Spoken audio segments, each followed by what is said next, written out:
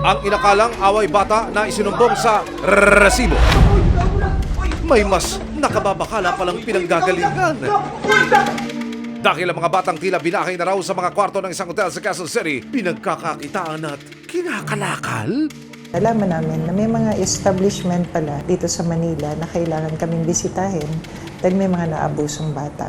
Kasabay din nun, merong kaming nakuhang information through sa resibo na may isang bata naman na lumapit sa kanila para magbigay ng information na siya ay binubugbog at binubugaw sa isang establishment.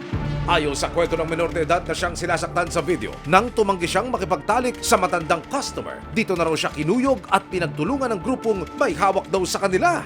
Sabi po nila, kaya daw po nila ako ginanon. Para po may pang-ambag po ako sa room. Eh ako po hindi po makakapagbigay kasi wala akong pera, wala po akong trabaho.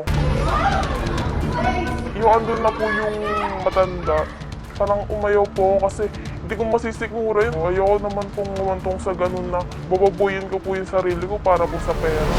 Panawagan ng ina ni Honey, hustisya para sa kanyang anak. Hanggat hindi ko nakakamit ko yung hustisya, ma'am, hindi pa rin ako mapalagay talaga. Talamak na po talaga, ma'am, yung ganun bugawan dun eh. May 26, 2025, sinamahan ng resibo ang mag-ina sa Philippine National Police, Women and Children Protection Center o PNP WCPC para formal na magsampa ng reklamo. Nang makumpirma ang mga impormasyon, nagtungo na ang PNP at iba pang mga otoridad sa target location kasama ang resibo para magsagawa ng malawakang rescue operation. Sinalakay na ng mga operatiba ang mga kwarto.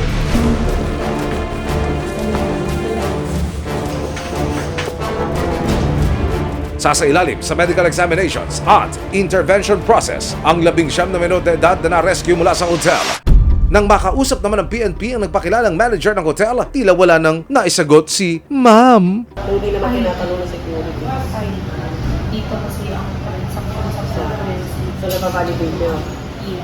Pabalik-balik ko mga bata. Isang kwarto nun. Parang bahay na nila. Kung umaalis ako ngayon, hindi na nahalata.